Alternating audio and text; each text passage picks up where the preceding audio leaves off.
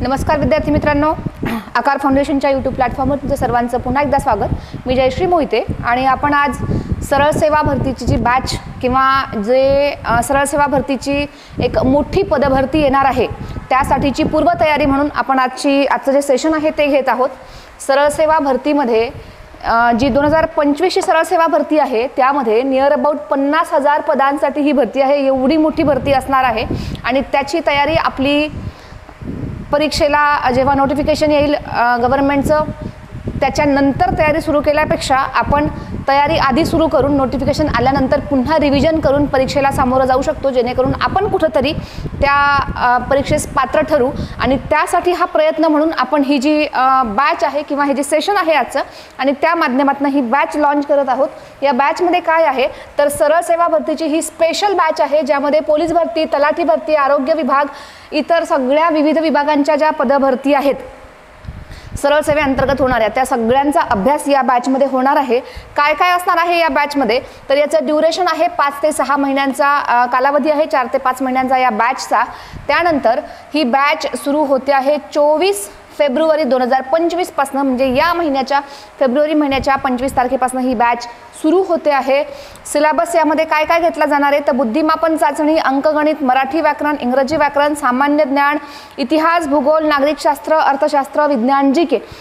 या जीके या टॉपिकमध्येच म्हणजे सामान्य ज्ञान यामध्येच जीके हा जो टॉपिक आहे या अंतर्गतच हे सगळे टॉपिक आहेत। इतिहास, भूगोल, नागरिकशास्त्र, अर्थशास्त्र किंवा विज्ञान हे सगळे टॉपिक त्यामध्ये कव्हर होतात। याला वेगळेच जर शिकायला गेलो तर बराच कालावधी लागतो, पण या बॅच अंतर्गत आपण सर्वसमावेशक जो अभ्यास आहे तो यामध्ये बसवण्याचा प्रयत्न केला आहे। आणि त्यातून हा जो 4 विषयांचा पूर्ण अभ्यास आहे यामध्ये बुद्धिमापन चाचणी आणि अंकगणिताला आपण जर एक पकडलं, मराठी, इंग्रजी आणि जीके, ठीक आहे, असे संपूर्ण 4 विषय, कारण हे 4ही विषय कुठल्याही सरळ सेवाच्या परीक्षा द्यायला जा कंपल्सरी असतातच, ठीक आहे। सो या 4ही विषयांचा अभ्यास ही बॅच आपल्याला किती रुपयात आहे तर फक्त 3,900 रुपयांमध्ये ही बॅच आहे। 3,900 रुपयाला ही बॅच आहे।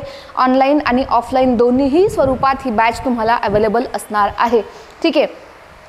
यामध्ये अजून काय मिळणार आहे तर 1 वर्ष ऑनलाईन जी बॅच होते हे ऑफलाईनच्या विद्यार्थ्यांसाठी सुद्धा असणार आहे।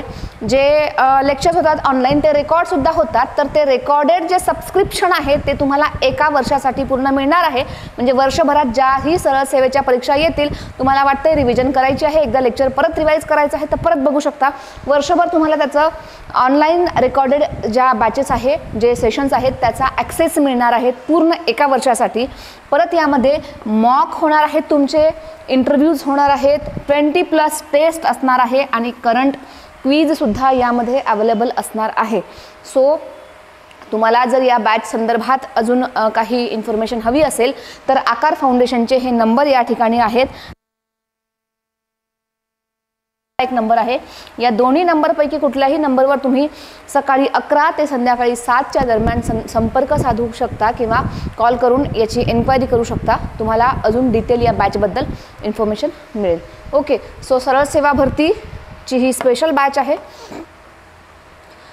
त्याचबरोबर महाराष्ट्र अराजपत्रित नागरी सेवा गट क संयुक्त पूर्व परीक्षा 2024 ची जी परीक्षा होणार आहे 2025 मध्ये, त्यासाठी आपण ऑनलाईन आणि ऑफलाईन दोन्हीसाठी टेस्ट सिरीज लॉन्च केलेली आहे। प्रिलिम्ससाठी या टेस्ट सिरीजचं हे शेड्यूल आहे।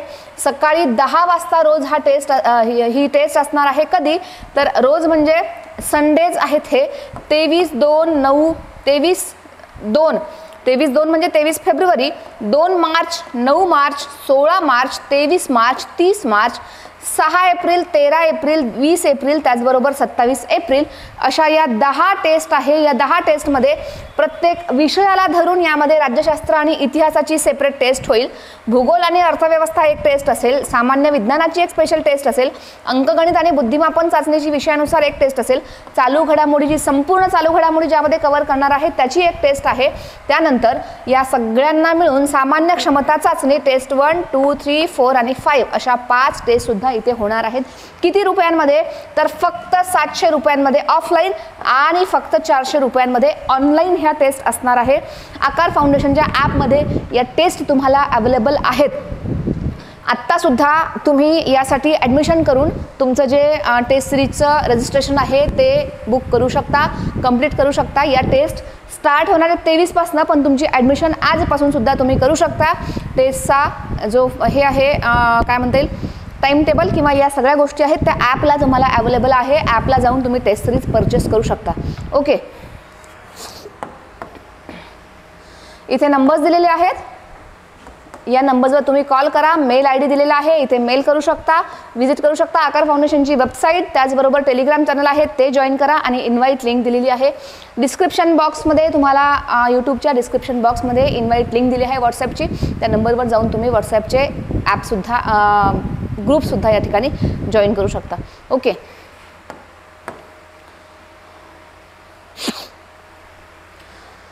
टॉपिककडे जाऊ आपण. मराठीचा जो टॉपिक आहे विद्यार्थी मित्रांनो,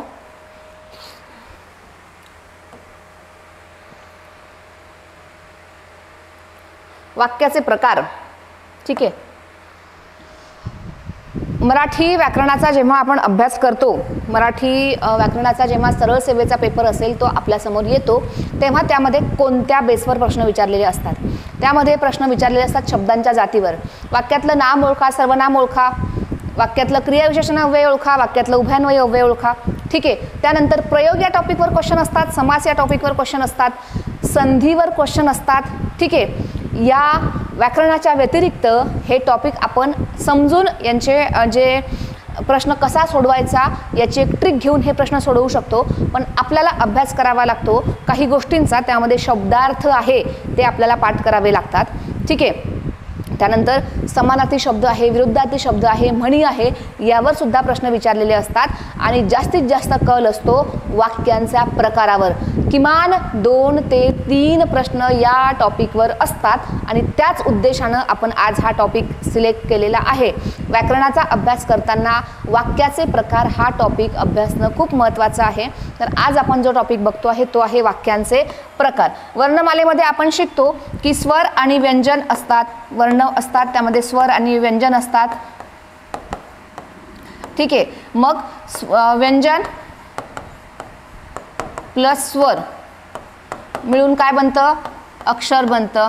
ठीक आहे, अक्षर मिळून काय बनतं, शब्द बनतो. ठीक आहे, शब्द काही अर्थपूर्ण शब्द एकत्र आली तर वाक्य बनतात. तर वाक्याचे प्रकार काय नेमके, आपण जेव्हा साधं सरळ आयुष्य जगत असतो त्या साध्या सरळ आयुष्यामध्ये आपण रेग्युलर समाजात वावरताना आपण बोलत असतो, संपर्क साधत असतो, आपण इतरांशी जी वाक्यांची जी विचारांची देवाणघेवाण करत असतो, त्यामध्ये वाक्य आपण कसे वापरतो त्या वाक्यांवर डिपेंड असतं आपण समोरच्यापर्यंत कितपत पोहोचतो आहे. एखादं वाक्य आपल्याला समोरच्यापर्यंत पोहोचवायचं तर ते निगेटिव्ह न बोलता आपण किती पॉझिटिव्हली त्याच्यावर सोबत बोलू शकतो किंवा किती पॉझिटिव्हली त्याच्यापर्यंत पोहोचू शकतो त्यावर डिपेंड असतं समोरचा त्याला किती प्रकारे कोणत्या प्रकारे ॲक्सेप्ट करेल आणि आपला प्रभाव त्याच्यावर कशा प्रकारे पडेल. ठीक आहे, तर असेच वाक्याचे प्रकार कोणते आहेत ते आपण बघू आत्ता. वाक्याचे मुख्य 2 प्रकार आहेत, अर्थावरून पडणारे आणि विधानांवरून पडणारे. वाक्यातून अर्थ काय निघतो, बोलणारा एक बोलतो, समोरचा वेगळंच समजतो. ठीक आहे, हा झाला अर्थ. आणि विधानांवरून वाक्यात किती विधानं आहेत, मी आत्ता बोलते आहे, त्यानंतर मी तुम्हाला वाक्याचे प्रकार शिकवणार आहे. त्या वाक्याच्या प्रकारानंतर आपण काही क्वेश्चन बघणार आहेत. या 2-3 वाक्य मी बोलले. ठीक आहे, तर वाक्य विधानं किती आहेत, वाक्यात कशा प्रकारे विधानं ॲड केलेली आहेत. ठीक आहे, त्यावरून वाक्य जे विधानं आहेत त्यावरून जे 2 प्रकार पडतात वाक्याचे, तर अर्थावरून पडणारे आणि विधानांवरून पडणारे. अर्थावरून पडणारे कोणते आहेत तर विधानार्थी वाक्य, आज्ञार्थी वाक्य, प्रश्नार्थक वाक्य आणि उद्गारार्थी वाक्य किंवा उद्गारवाचक वाक्य. अर्थावरून जे मुख्य प्रकार पडतात ते 4 आहेत. त्यातला पहिला प्रकार आहे विधानार्थी वाक्य. बघू आपण विधानार्थी वाक्य म्हणजे काय. जेव्हा एखाद्या गोष्टीविषयी विधान केलं जातं त्या वाक्य प्रकाराला विधानार्थी वाक्य म्हणतात.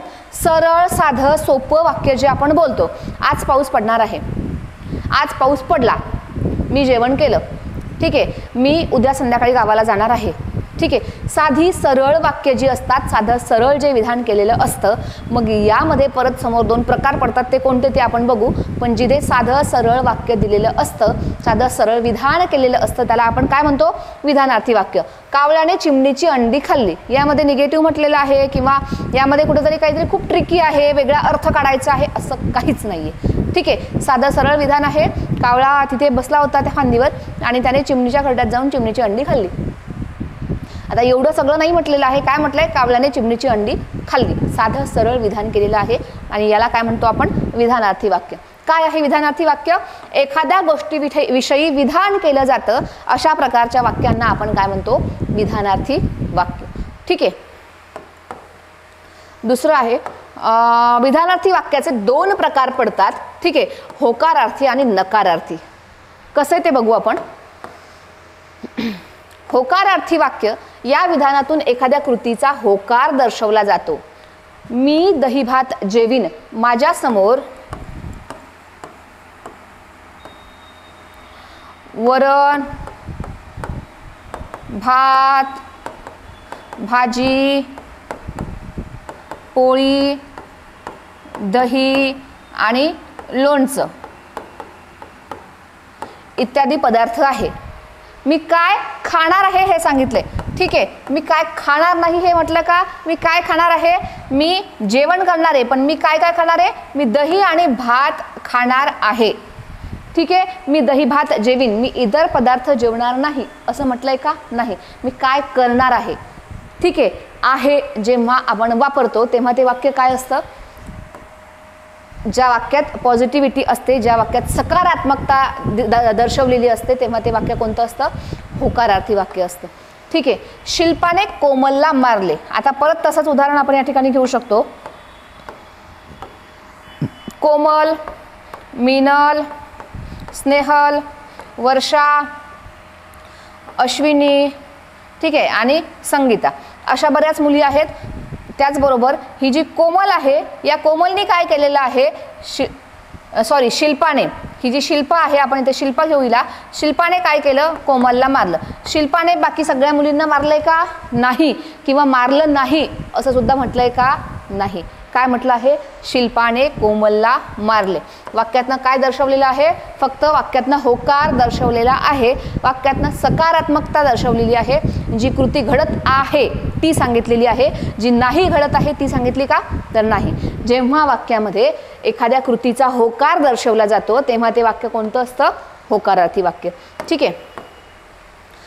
त्याच्या अपोजिट आहे नकारार्थी वाक्य, ज्या विधानातून कृतीचा नकार दर्शवला जातो. अजय परीक्षेच्या वेळी गोष्टीची पुस्तकं वाचत नाही. अजय परीक्षेच्या वेळी याचं जर होकारार्थी वाक्यात जर रूपांतर करायचं असेल तर कसं करता येईल, अजय परीक्षेच्या वेळी गोष्टीची पुस्तकं वाचत नाही याचं होकारार्थी वाक्यात, अजय परीक्षेच्या वेळी फक्त अभ्यासाची पुस्तकं वाचतो. आता तिथं तो काय करतो हे सांगितलं मी आत्ता, आणि वाक्यात काय दिलंय मूळ, की तो काय करत नाही, तो गोष्टीची पुस्तकं वाचत नाही. याचा अर्थ काय, की तो फक्त अभ्यासाची पुस्तकं वाचतो. तो कधीच खोटं बोलत नाही, तो कधीच खोटं बोलत नाही. याचा होकारार्थी वाक्य काय होतं, तो नेहमी खरे बोलतो. आलं लक्षात, होकारार्थी वाक्य. आता होकारार्थी वाक्य नकारार्थी करत असताना किंवा नकारार्थी वाक्य होकारार्थी करत असताना वाक्याचा अर्थ बदलता कामा नये. हे वाक्य जेव्हा परीक्षेत दिलेलं असतं तो कधीच खोटे बोलत नाही आणि तुम्हाला याचं पॉझिटिव्ह करायला सांगतात, होकारार्थी करायला सांगतात तेव्हा एक ऑप्शन असं दिलेलं असतं तिथे,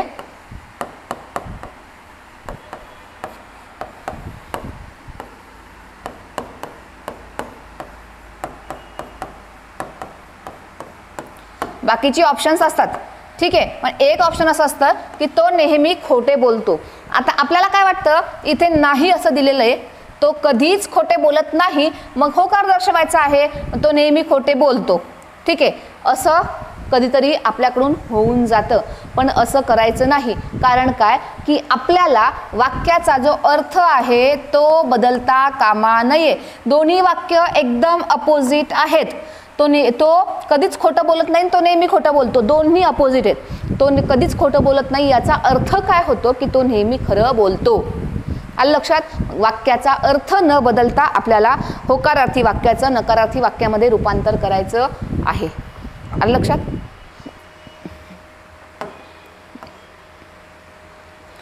दुसरा प्रकार आहे अर्थावरून पडणारा आज्ञार्थी वाक्य. जेव्हा एखाद्या विधानावरून आज्ञा दिल्याचा बोध होतो तेव्हा त्याला आज्ञार्थी वाक्य म्हणतात. ऑर्डर दिलेली आहे सरळ सरळ. ठीक आहे, एखाद्या विधानावरून ऑर्डर दिलेली आहे, आज्ञा दिलेली आहे असं जेव्हा कळतं, महेश दुकानात जा, रमेश इकडे ये, सर्वांनी रांगेत उभे राहा, ऑर्डर जेव्हा दिलेली असते, आज्ञा जेव्हा दिलेली असते तेव्हा ते वाक्य काय असतं, आज्ञार्थी वाक्य. ओके. तिसरा प्रकार आहे अर्थावरून पडणारा प्रश्नार्थक वाक्य. प्रश्नार्थक वाक्य समजणं सगळ्यात सोपं आहे. काय आहे, प्रश्नाचा बोध होतो आणि प्रश्नार्थक वाक्याच्या शेवटी प्रश्नचिन्ह दिलेलंच असतं. ठीक आहे, प्रश्नार्थक वाक्याच्या शेवटी प्रश्नचिन्ह दिलेलं असतं. तू किती वाजता शाळेत जाणार? राम काय करतो? फक्त जेव्हा प्रश्नार्थक वाक्याला होकारार्थी वाक्यामध्ये, प्रश्नार्थक वाक्याला नकारार्थी वाक्यामध्ये, नकारार्थीला होकारार्थी, होकारार्थीला नकारार्थीमध्ये, आज्ञार्थीचं होकारार्थीमध्ये किंवा आज्ञार्थीचं नकारार्थीमध्ये जेव्हा करायला सांगतात तेव्हा थोडंसं कन्फ्युजन होऊ शकतं. पण नेहमी पुन्हा एक गोष्ट सांगते, लक्षात ठेवायची आहे.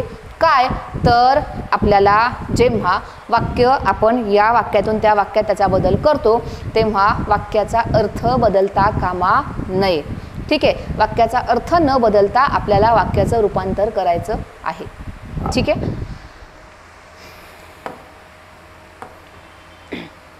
पुढे जाऊ आपण. उद्गारार्थी वाक्य. उद्गारार्थी वाक्य. ठीक आहे,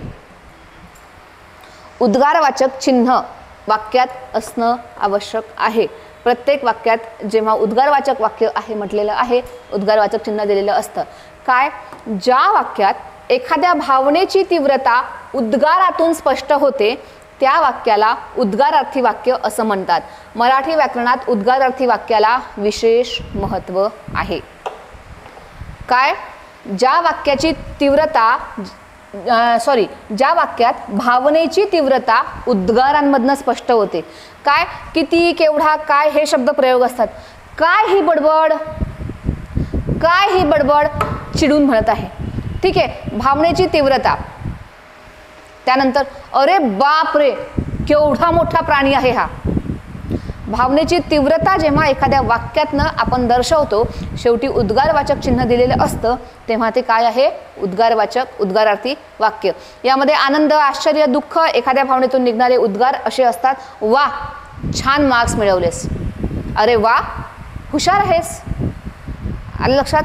जेव्हा उद्गारवाचक चिन्ह वाक्याच्या शेवटी वाक्याच्या मध्ये दिलेलं असेल कुठंतरी आणि वाक्यातून उद्गार बाहेर पडतायत तेव्हा ते वाक्य कोणतं आहे, उद्गारार्थी वाक्य. ठीक आहे. आणि लक्षात ठेवायचं, जसं प्रश्नार्थक वाक्याच्या शेवटी नेहमी प्रश्नार्थक चिन्ह दिलेलं असतं तेव्हा उद्गारवाचक वाक्याच्या शेवटी नेहमी उद्गारवाचक चिन्ह दिलेलं असणार आहेच.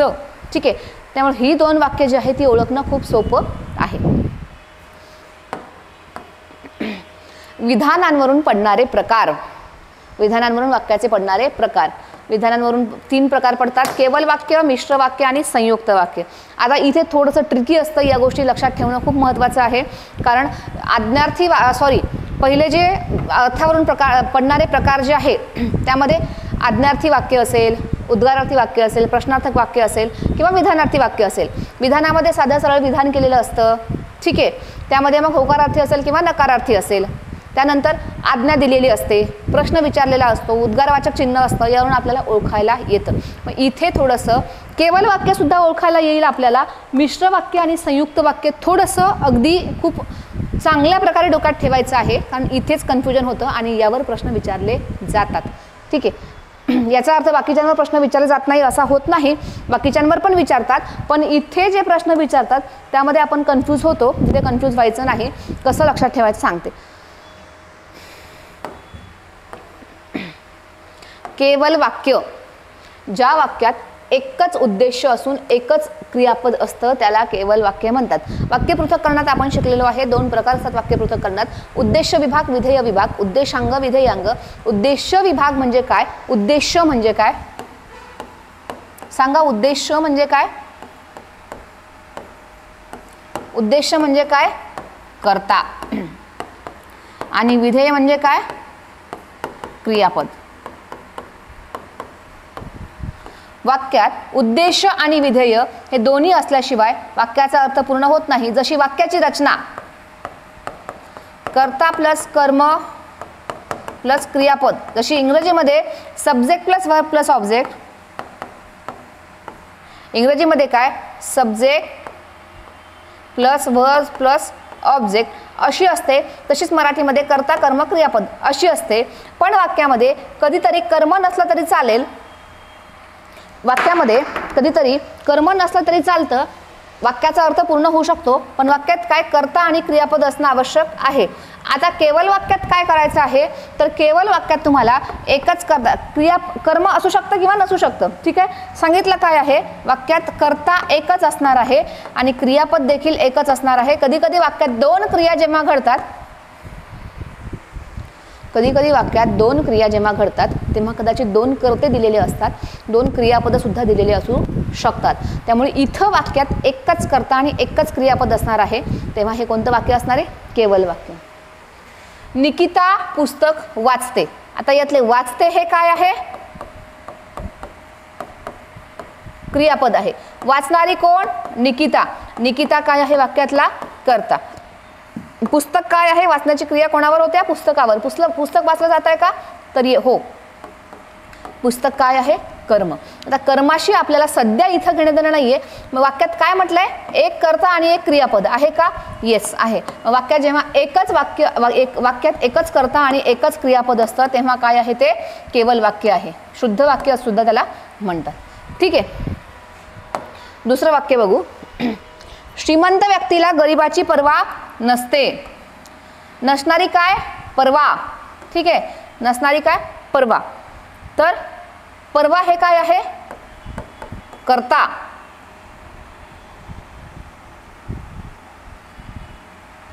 नसते, नसते हे काय आहे, क्रियापद आहे.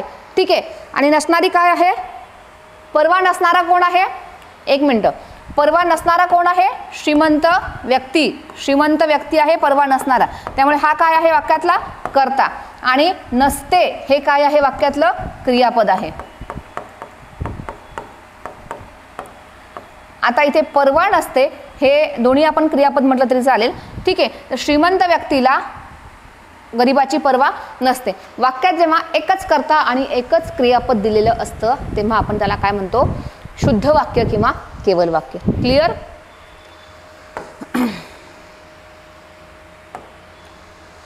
त्यानंतर आहे मिश्र वाक्य. सगळ्यात थोडासा अवघड प्रकार याला म्हणता येईल, कारण कधी कधी हा कन्फ्यूज करतो आपल्याला. जेव्हा दोन स्वतंत्र वाक्यांमध्ये गौणत्व बोधक उभयान्वयी अव्यय जोडलेली असतात, ठीक आहे, तेव्हा एकच वाक्य तयार होतं, तेव्हा आपण त्याला काय म्हणतो, मिश्र वाक्य. जो मनुष्य चोरी करतो त्यास शिक्षा होते. यामध्ये त्याला शिक्षा होते किंवा त्यास शिक्षा होते हे काय आहे, तर हे मुख्य वाक्य आहे. आणि जो चोरी करतो, जो मनुष्य चोरी करतो, हे वाक्य काय आहे, गौण वाक्य आहे. हे वाक्य काय आहे, गौण आहे. आता हे दोन्ही वाक्य त्यास या उभयान्वयी अव्ययाने,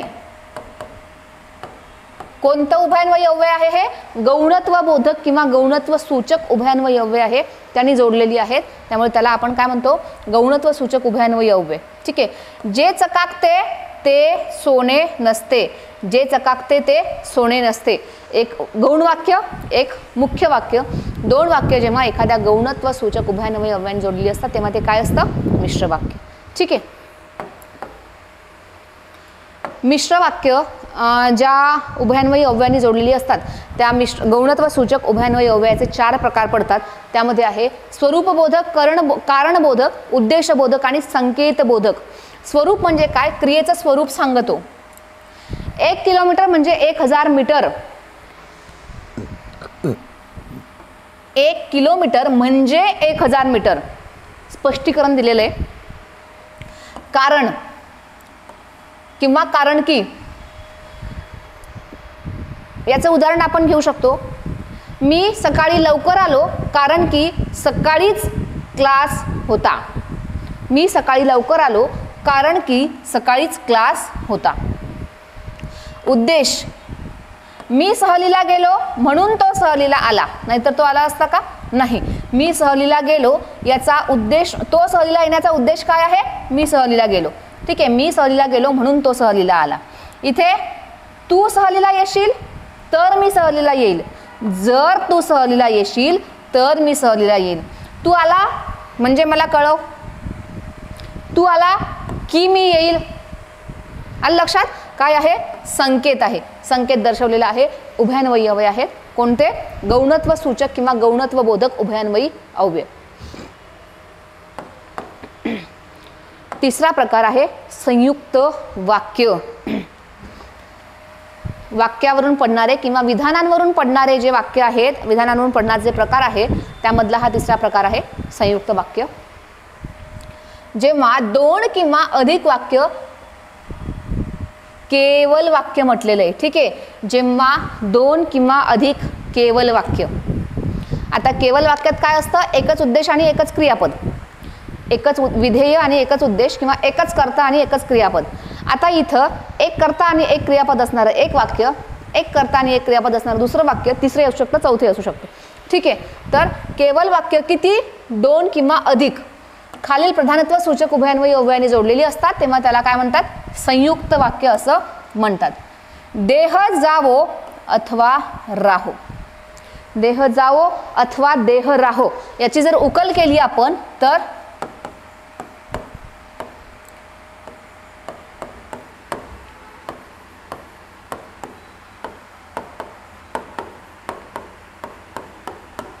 हे एक वाक्य, हे एक वाक्य, अथवा या प्रधानत्व सूचक उभयान्वयी अव्ययाने जोडलेली आहेत. देह जावो किंवा राहो अथवा. ठीक आहे, गड आला पण सिंह गेला. एक क्रिया झालेली आहे, गड आलाय. दुसरी क्रिया काय आहे? सिंह गेला. दोन वेगळ्या क्रिया आहेत. यामध्ये कर्ता काय आहे? गड. येणारा कोण आहे? गड. आला आहे काय? क्रियापद. यामध्ये कर्ता कोण आहे? सिंह. गेला हे काय आहे? क्रियापद. ठीक आहे, दोन केवल वाक्य या उभयान्वयी अव्ययाने जोडलेली असतात.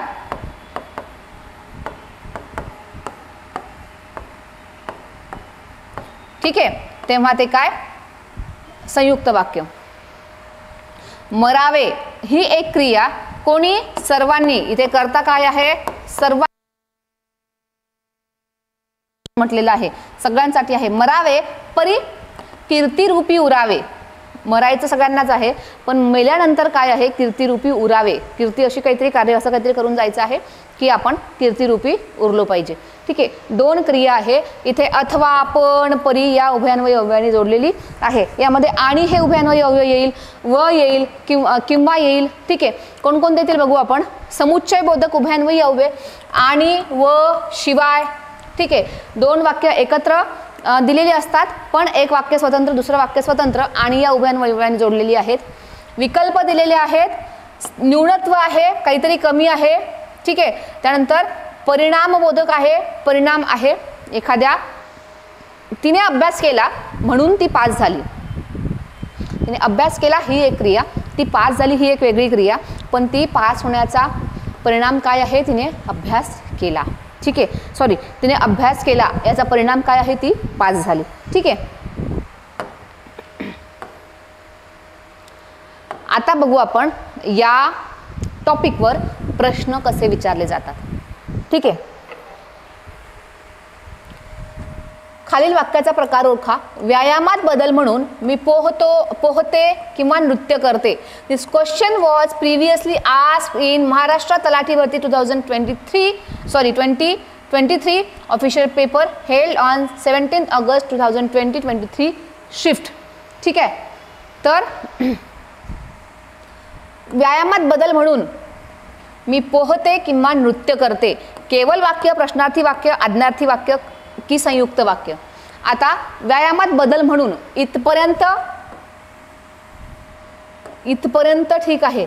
इकडे काय आहे? मी पोहते किंवा नृत्य करते. मग आता या वाक्याचा संबंध आपल्याला या दोन्हींसोबत जोडावा लागेल. व्यायामात बदल म्हणून मी पोहते किंवा व्यायामात बदल म्हणून मी नृत्य करते. दोन वाक्य आहेत. किंवा या विकल्पबोधक उभयान्वयी अव्ययाने या विकल्पबोधक प्रधानत्व सूचक उभयान्वयी अव्ययाने जोडलेली आहेत. त्यामुळे ते कोणतं वाक्य येईल? संयुक्त वाक्य येईल. दोन वेगळी वाक्य आहेत. पोहण्याची वेगळी क्रिया आहे आणि नृत्य करण्याची वेगळी क्रिया आहे. ठीक आहे, पुढील वाक्याचा प्रकार ओळखा. दीपकला जांभळाची खूप झाडे दिसली. संयुक्त वाक्य, नकारार्थी वाक्य, केवल वाक्य की मिश्र वाक्य? तुम्ही सांगा सर्वांनी, काय येईल याचं उत्तर?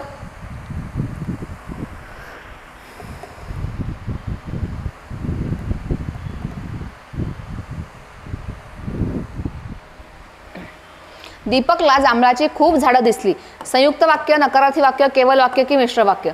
आता आपण ऑप्शन वाईज जर गेलो तर संयुक्त वाक्य असायला आपल्याला दोन उद्देश पाहिजे, म्हणजे दोन कर्ते पाहिजे, दोन क्रियापद पाहिजे. दिसली हे क्रियापद आहे, अजून वेगळं काही क्रियापद यात दिसतंय का? नाही. दीपक, ठीक आहे, दीपकला दिसली, तर दिसली हे काय आहे? एकच क्रियापद आहे, दुसरं क्रियापद आहे का? नाही. त्यामुळे संयुक्त वाक्य येईल का? नाही.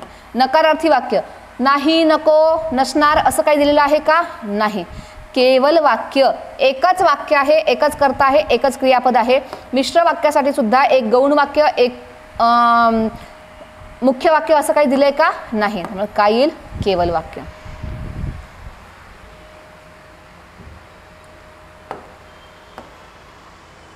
मला चहा आवडत नाही. वाक्यातील अर्थानुरूप वाक्य प्रकार ओळखा. संकेतार्थ, आज्ञार्थ, नकारार्थ, होकारार्थ. जर तर असं काही दिलंय का? संकेत दिलाय का? नाही. आज्ञा दिली का? मला चहा घेऊन ये? नाही. नकार दिलाय का? मला चहा आवडत नाही कुठेतरी नकारार्थी आहे का? येस. मला कॉफी आवडते, ठीक आहे, असं काही म्हटलंय का याच्या अपोजिट मध्ये? नाही. मला चहा आवडत नाही असं म्हटलंय, होकारार्थी सुद्धा येईल का? नाही. काय आहे? नाही दिलंय वाक्यात, त्यामुळे कोणतं वाक्य येईल? नकारार्थी वाक्य. ठीक आहे. निमंत्रण आले तर मी येईल. जर निमंत्रण आले तर मी येईल. स्वार्थ आहे का? नाही. आज्ञा दिलेली आहे का? मला निमंत्रण दे, मला घेऊन जा, असं काही म्हटलंय का? नाही. साधं सरळ वाक्य आहे का? मी येईल, मी जाईल, मी जेवेल, असं काही म्हटलं आहे का? नाही. संकेत दिलेला आहे, मला निमंत्रण आलं तरच मी येईल. आलं लक्षात? कोणतं वाक्य आहे? संकेतार्थ.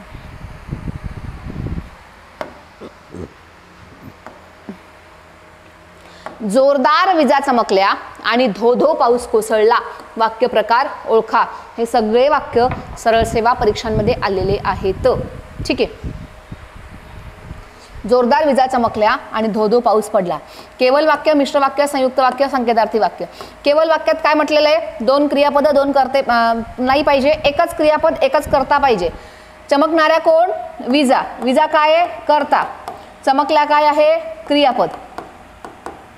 एक कर्ता, एक क्रियापद झालं. धो धो पाऊस कोसळला. कोसळणारा कोण? पाऊस. पाऊस काय आहे? कर्ता. कोसळला काय आहे? क्रियापद.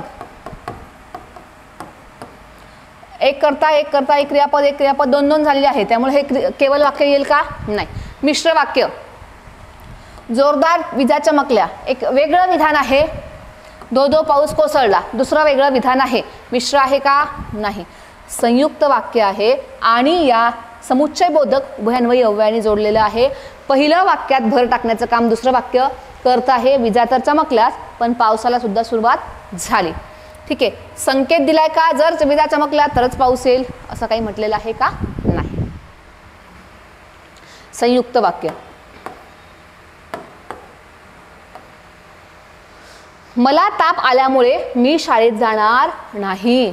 कोणतं वाक्य आहे? ओळखायचं आहे. केवल वाक्य, संयुक्त वाक्य, मिश्र वाक्य यापैकी नाही. केवल वाक्य आहे का? एकच आहे का? मला ताप आल्यामुळे मी शाळेत जाणार नाही.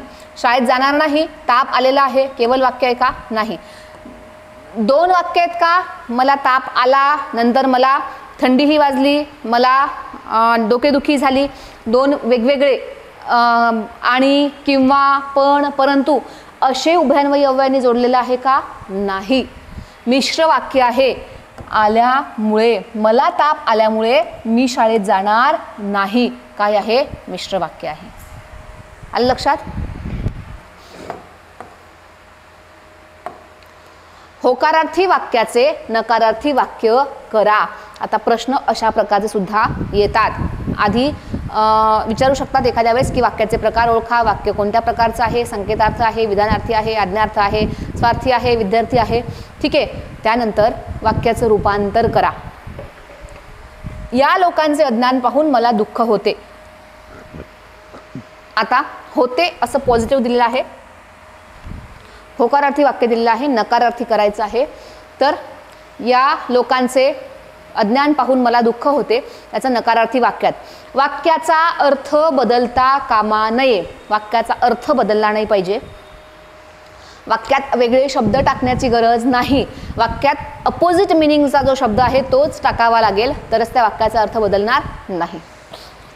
लोकांचे अज्ञान पाहून मला सुख होत नाही. लोकांचे अज्ञान पाहून मला दुःख होतेच असे नाही. या लोकांचे अज्ञान पाहून मला आनंद वाटत नाही. या अज्ञानी लोकांना पाहिल्यावर दुःख होते. आता लोकांचे अज्ञान पाहून मला दुःख होते, मग अज्ञानी लोकांना पाहून दुःख होते, नकारार्थी आहे काय वाक्य? नाही. त्यामुळे हे वाक्य इथेच कट. या लोकांचे अज्ञान पाहून मला आनंद वाटत नाही. आनंद हा वेगळा शब्द आहे, हा दुःख याचा अपोजिट शब्द आहे का? नाही. सध्यासाठी आपण हे वाक्य बाजूला ठेवू, थोडंसं असू शकतं हे, ठीक आहे. पण आपण बाकीची वाक्य एकदा बघून घेऊ, थोडा वेळ हे बाजूला ठेवू, नाहीतर लगेच हे जर वाचलं आणि लगेच टिक केलं असं करायचं नाही. बाकी सगळ्या शक्यता सुद्धा तपासून पाहायचं. आनंद, दुःख, ठीक आहे, अपोजिट वर्ड्स आहेत. या लोकांचे पण अगदी एक्झॅक्टली अपोजिट नाही आहेत, ठीक आहे. त्यामुळे आपण याला थोडंसं बाजूला ठेवले. या लोकांचे अज्ञान पाहून मला दुःख होतेच असं नाही. होते सरळ दिलंय ना, मग होतेच असं नाही असं काही आहे का? नाही. या लोकांचे अज्ञान पाहून मला सुख होत नाही. सुखचं अपोजिट काय आहे? दुःख आहे. मग जर इथं क्लिअर दिलेलं आहे तर आनंद हा वेगळा शब्द आपल्याला घ्यायची गरज आहे का? नाही.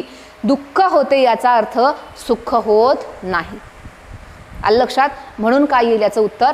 या लोकांचे अज्ञान पाहून मला सुख होत नाही.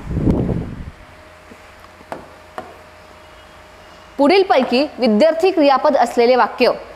या वर्षी पाऊस पडावा, मुले अभ्यास करतात, एवढे आमचे काम कराच, मी हे काम करू. विद्यार्थी क्रियापद सांगितलेलं आहे. विधान, साधं विधान केलेलं आहे, साधं विधान केलेलं आहे, ठीक आहे. आता बघा, मी हे काम करू काय आहे? प्रश्न विचारलाय, प्रश्नार्थ आहे. विद्यार्थी वाक्य आहे का? साधं नाही. एवढे आमचे काम कराच, आज्ञा दिलेली आहे. मुलं अभ्यास करतात, येस. या वर्षी पाऊस पडावा, इच्छा आहे, काय आहे? स्वार्थी वाक्य आहे. आलं लक्षात? मुलं अभ्यास करतात, साधं विधान केलेलं आहे. होकारार्थी वाक्य आहे. हे जर नकारार्थी असतं तर मुलं अभ्यास करत नाहीत, ठीक आहे. मुलं अभ्यास करतात, अभ्यास करत नाही. हे नकारार्थी वाक्य सांगितलं मी, ठीक आहे. त्याचं या मुलं अभ्यास करतात याचं नकारार्थी वाक्यात रूपांतर नाही सांगितलंय, ठीक आहे. मुलं अभ्यास करतात याचा अर्थ मुलं दुसरं काही करत नाही, मुलं खेळत नाही, हे त्याचं नकारार्थी वाक्यात रूपांतर होईल, ठीक आहे. पण या वाक्याचं सेम जर नकारार्थी वाक्य अशाच प्रकारचं इथं दिलेलं असतं तर ते कसं असतं ते सांगितलं. मुलं अभ्यास करतात किंवा मुलं अभ्यास करत नाही. करतात हे होकारार्थी आहे, नाही करतात ते नकारार्थी आहे. त्याचं निगेटिव्ह, पॉझिटिव्ह निगेटिव्ह आपल्याला वेगळं करावं लागेल. आपण जे स्वार्थ बघितलं होतं त्या स्वार्थमध्ये क्रियापदाचे 4 अर्थ असतात. स्वार्थ, आज्ञार्थ. स्वार्थ म्हणजे काय बघू? क्रियापदावरून फक्त काळाचा बोध होत असेल, म्हणजे फक्त काळ, वेळ सांगितलेली असेल तर तिथे काय आहे? स्वार्थ आहे. क्रियापदाचा मूळ अर्थ जर समजत असेल तर क्रियापदाला स्वार्थी क्रियापद असं म्हणतात. अमित शाळेत जातो, ठीक आहे. आज्ञार्थ, ज्या क्रियापदाच्या रूपावरून आज्ञा, मागणी, आशीर्वाद, सल्ला, विनंती, प्रार्थना, उपदेश यांचा बोध होत असेल तर त्याला आज्ञार्थी वाक्य असं म्हणतात. मला तुमचा पेन द्या, मला तुमचे पेन द्या, ठीक आहे. आज्ञार्थ. विद्यार्थ, विनंती, शक्यता, इच्छा, तर्क, योग्यता व्यक्त करणारी जी क्रियापदं आहेत ती विद्यार्थी असतात. आणि संकेतार्थी, क्रियापदामध्ये संकेत दिले असतात, जर असं केलं तर तसं होईल. जर आणि तर असं जेव्हा दिलेलं असतं तेव्हा ती वाक्य कोणती असतात? विद्यार्थी असतात, ठीक आहे. याच्यावर काही प्रश्न बघू. परमेश्वरा मला चांगली बुद्धी दे, कोणत्या प्रकारचं वाक्य? स्वार्थी, आज्ञार्थी, विद्यार्थी की संकेतार्थी? आता स्वार्थीमध्ये फक्त काळाचा बोध होतो सांगितलेलं आहे, ठीक आहे. काळ, मी रोज शाळेत जातो, मी रोज देवळात जातो, मी सूर्य रोज सकाळी उगवतो, ठीक आहे. फक्त काळ, वेळ सांगितलेली आहे, त्यामुळे स्वार्थी येईल का? नाही. आज्ञा दिलेली आहे का? परमेश्वराला आपण आज्ञा देऊ का? नाही. विद्यार्थी, विद्यार्थीमध्ये काय आहे? विनंती आहे, इच्छा आहे. ठीक आहे, विद्यार्थी वाक्य. संकेत दिलाय का? नाही. काय आहे? विद्यार्थी वाक्य आहे. तू तिथे असशील तरच मी थोडा वेळ थांबेल. जर तू तिथे असशील तर मी थोडा वेळ थांबेल. संकेत दिलेला आहे. आलं लक्षात? संकेतार्थी वाक्य. जे खरे असेल ते तू बोलावेस या वाक्याचा प्रकार. संयुक्त, केवल, मिश्र की विधानार्थी? जे खरे असेल ते तू बोलावेस. विधान जर म्हटलं या ठिकाणी साधं सरळ एखादं विधान केलेलं आहे का? विधानार्थी वाक्यात विधानाचे दोन प्रकार आहेत, होकारार्थी, नकारार्थी. विद्यार्थी वेगळं, विद्यार्थीमध्ये इच्छा, विनंती, मागणी अशा प्रकारचे हे वाक्य असतात. ठीक आहे, विद्यार्थी आणि विधानार्थीमध्ये फरक आहे. ओके, विधानार्थी वाक्य आहे का? जे खरे असेल ते तू बोलावे? नाही. संयुक्त वाक्य, दोन क्रियापद, दोन कर्ते आहेत का? नाही. केवल वाक्य, जे खरे असेल ते तू बोलावे. आता इथे बोलावेस आणि खरे असेल एकच कर्ता, एकच क्रियापद आहे का? नाही. मिश्र वाक्य आहे, जे खरे असेल ते तू बोलावेस. कोणतं वाक्य आहे? मिश्र वाक्य. आणि अशा प्रकारे विद्यार्थी मित्रांनो, वाक्याचे प्रकार हा जो टॉपिक आहे तो आपण बघितला. तुम्हाला यावर जर काही प्रश्न असतील तर कमेंट बॉक्समध्ये प्रश्न टाकून ठेवा. जर एखाद्या वाक्याबद्दल कन्फ्युजन असेल, तुमच्याकडे एखादा काही प्रश्न असेल आणि तो समजत नाही असं जर काही असेल तर कमेंट बॉक्समध्ये टाकून ठेवा. तुमच्या प्रश्नांचे उत्तर देण्याचा मी नक्कीच प्रयत्न करेन. आणि परत एकदा बॅचबद्दल सांगते की आपली बॅच सुरू होते आहे, ज्याचे डिटेल मी तुम्हाला सुरुवातीलाच दिलेले आहेत. ज्यांना बॅचबद्दल जास्तीची इन्फॉर्मेशन पाहिजे त्यांनी दिलेले तुमच्या स्क्रीनवर नंबर दिसत आहेत, त्या नंबर्सवर कॉल करा. आणि टेस्ट सिरीज जी आहे ती आकार फाउंडेशनच्या ॲपमध्ये अवेलेबल आहे. तर आत्ता तुम्ही ती टेस्ट सिरीज जरी 23 तारखेपासून स्टार्ट होणार असली तरी तुम्ही ती आजसुद्धा परचेस करू शकता. ॲपमध्ये ती आजपासून अवेलेबल आहे. थँक्यू.